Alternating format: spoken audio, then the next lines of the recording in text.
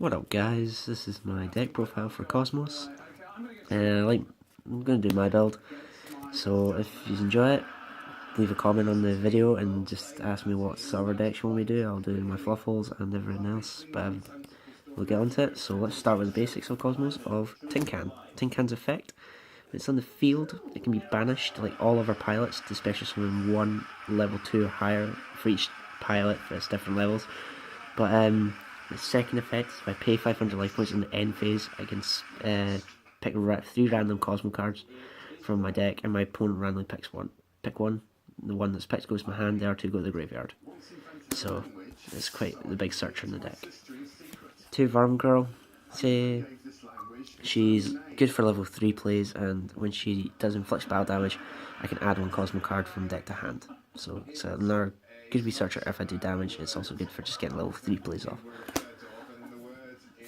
Wicked Witch, good card to keep on the field.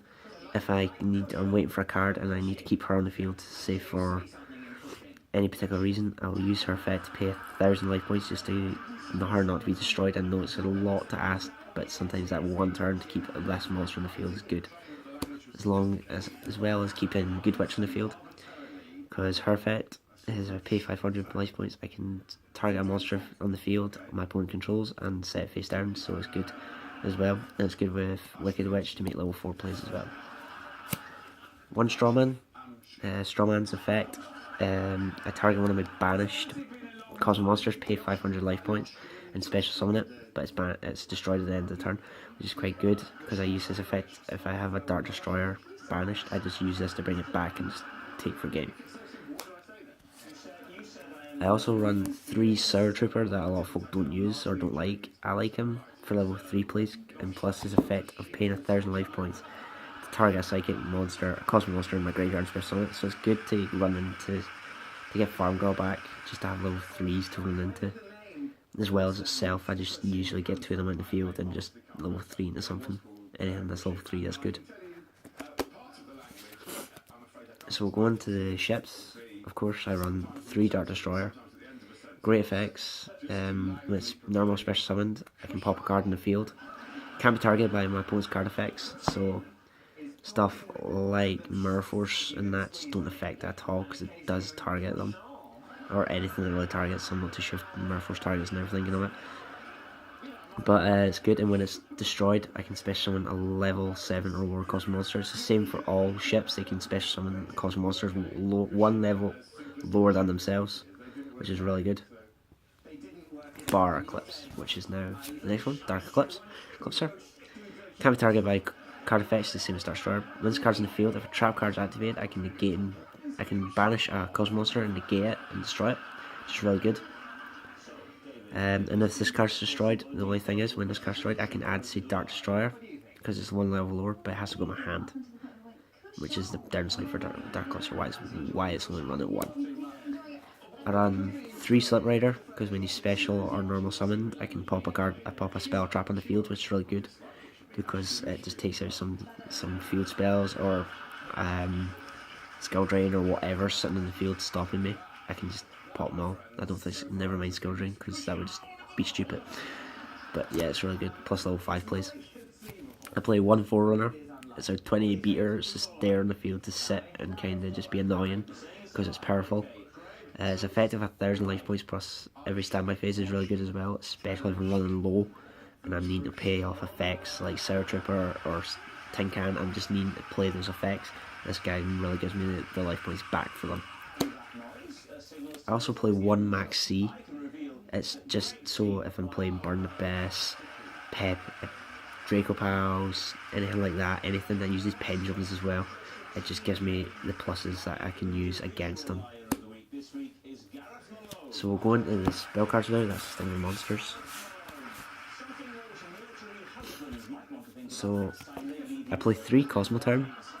A lot of people I've seen recently been playing 2 just because they don't like it, or don't like Claw Gainers. I love it because its effects are amazing. I can target one of my banished Kozmo monsters and bring it back to my hand, and I just take 100 points of damage for each level, so I usually choose on Tin Can to take as little damage as possible. Then I can use it as well to send any Kozmo monsters from my hand back to the deck and redraw. which is really good because if I've got Kozmo monsters I don't need that time, I can just send them all back and get new cards. And also if this card is destroyed, I can target another Kozmo card. So if I've got Kozmo turn, I'm still needing it, my opponent Twin Twisters it, I just go, yeah, sure, I'll just take another one from the deck and that's it. Next turn I'll just play it and continue on. So that's that card. I play 2 E-Telly since the new ban list. I did like it at 3, but I like even better at 2 because it's just less cloggy. It's less likely that you're just going to sit in your hand for ages while you've got stuff that you've already got or already needed. Unless you special on 1 level 3 or lower psychic monster gets banished to the end turn. Usually just use this if I can't get a Tin Can first turn. I've got this, I just go, yeah, you play this, get Tin Can, play off Tin Can's effect, and go from there. I play 2 Terraforming just to get Kozmo Tyrant if I can get it. If I don't draw Kozmo Tyrant, I get this. I just want it in my field as quick as possible because it just makes it play so much fun and more easier. Play 1 Regeki because I just love destruction, just love it to bits. Hence why I also play 2 Dark Hole. Just love getting rid of the other players' monsters. Play 2 Twin Twister. If I haven't got Slip Rider yet, I'll play this just to clear any back row in that, just before I attack with, say, Farm Girl. I don't want to have it all fired back at me. Play 1 Upstart. I don't really mind giving my opponents 1,000 life points to get the plus, because the plus for me can be like game changing. I've started playing Reasoning. Didn't like it before because I thought it was really annoying, but I'm liking it even more because understanding it a wee bit better. Because in my deck, it's a guess compared to saying for annoyance where you just pick the same number all the time because you know that's going to work and you just know you're going to get the good effect out of it. Where in my deck, you've got to be really scarce to choose a number between 1 and 4 and stuff like that, or anything really, just to summon it. So I also play Lure of Darkness just if I've got spare monsters. If I've got a play that I know I can, if I've got Sour Trooper or even Strawman on the field, I just know I can play this, banish it, and then just bring it back at the end for the turn. That's the spells in the deck. There's not many traps in the deck, to be honest.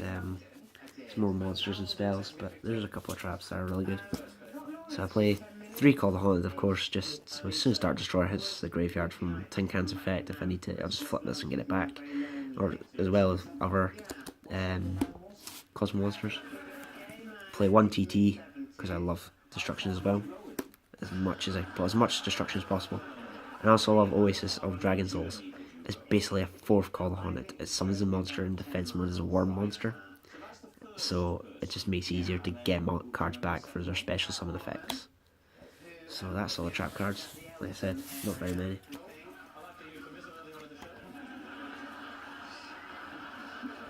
We go into the extra deck. I play Super Quantum Mecha Beast Grand Pulse. It's not a bad card. I don't really go into that often. It's there just in case I have to. So it can't attack when it has material. Unless it has material, sorry. I can detach one and destroy a spell card in the field, so I can use this to my own advantage to pop Kozmo turn if I need to get a specific Kozmo card at time.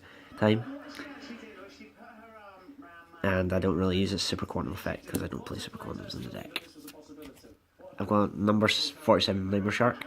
This is like going for game if I need to. I'll just go into this.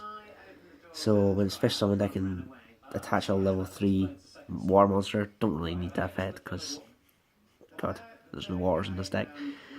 I can detach a material and then target a water monster, and this card I can attack directly. Or the monster can attack directly, so you just detach and target itself just to get the last 2,000 life points that you need to get. I play Mech-Whip and Engineer. I don't know how to say that, but so I use this basically, so if I control a attack position monster, I just turn it to defense mode with its effect by detaching, and then that monster can't be destroyed. So usually if I've got this in the field and then it's the only card I've got for that turn, I'll just use it and target itself just to turn it to defense mode and just keep it on the field just until I can get another play. I also played number 20 Giga Brilliant. Yeah, I know the version I've got is pish. I don't really like it, but it's affordable, so it's basically one of those cards that you just have in the field. Uses effect to gain 300, especially if that's going to give you game. If your opponent's like, oh, you're not going to win, I've still got 300, you just go, yeah, I'll overlay, Giga Brilliant, gain 300, game. Just gives that last sort of few points.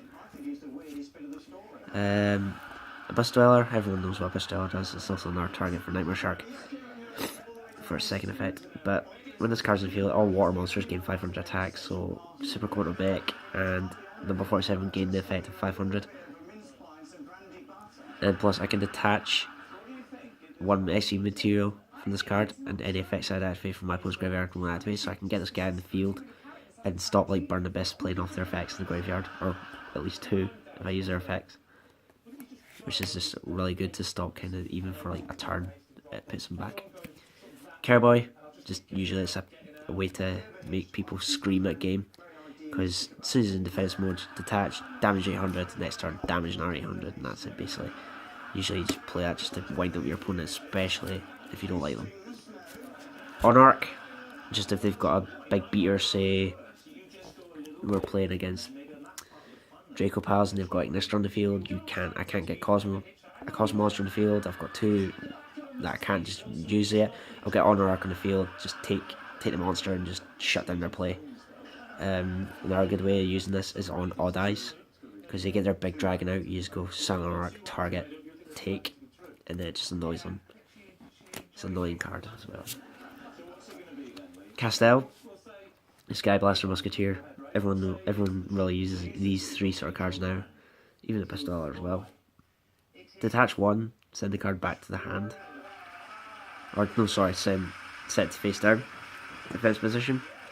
Detach 2, shuffle the card back into the deck. Usually I use this on an Xyz or Fusion or Synchro monster, just because that means they've wasted monsters to make it. They'll go for Castel, send it back, and then they've got to either remake it, or if they can't, then that's shut down their play for that turn. Dart Rebellion XYZ Dragon. I love this card. It looks so cool. Its effects are great. Detach 2 cards, target a monster, and half of that's attack points, and add that to this card. It just makes this card so powerful, especially if you're going against something so ridiculous. Like if your opponent powers up their monster to say facing Cyber Dragons to get their Cyber End on the field, they've got 8,000 attack, you just go, yeah, Dart Rebellion, I'll half that and take 4,000 from you, and that just winds them up to bits. Volcasaurus, number 61, really cool card. I haven't used that much. I do like it though, because you just attach material, destroy a card, and then damage the opponent for the attack points of it, which is really good, especially if they've got, say, Odd Eyes on the field, or Dante, well, not really Dante, let's say Virgil on the field, even Ignister. You just summon this, get rid of that card, and then deal them the damage, and it's just one of those cards that just shuts down many plays and can even win game. Shark Fortress, it's another level 5. I don't mind it. It's a good wee card. It's not the greatest. If this card's on the field, then they can't target anything by this, which makes it quite good, especially if I'm trying to keep like Tin Can on the field for a turn. I can detach a material and also give a card a second attack. So I can usually use on this because I just go detach target self.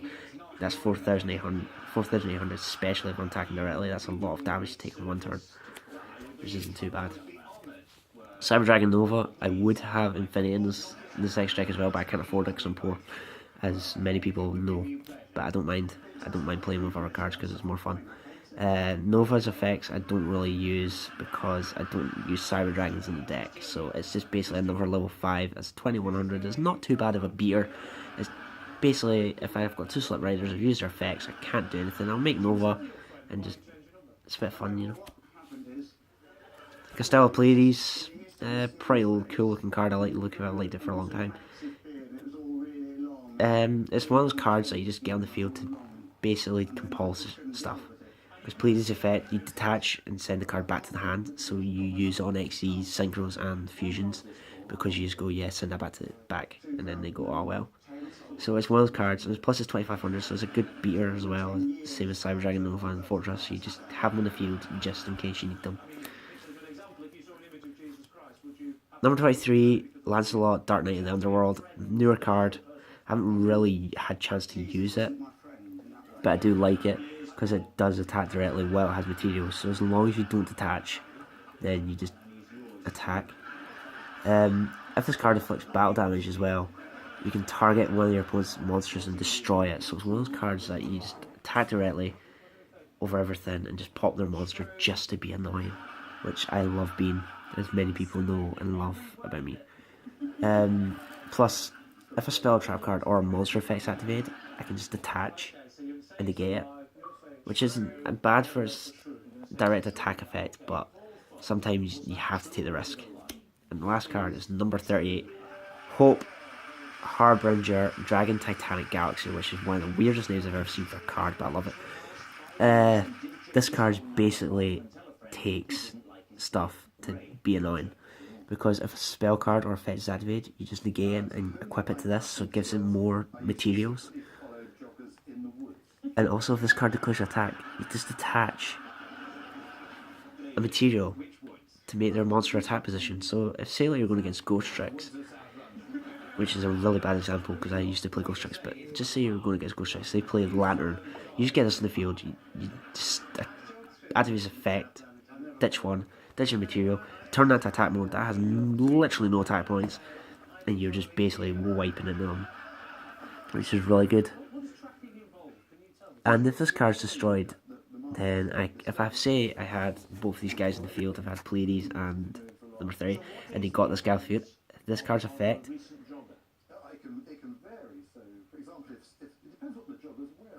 if this card's destroyed, I just use this effect to target Pleiades and boost it. I think that's right. I'm just going to double check by reading the card.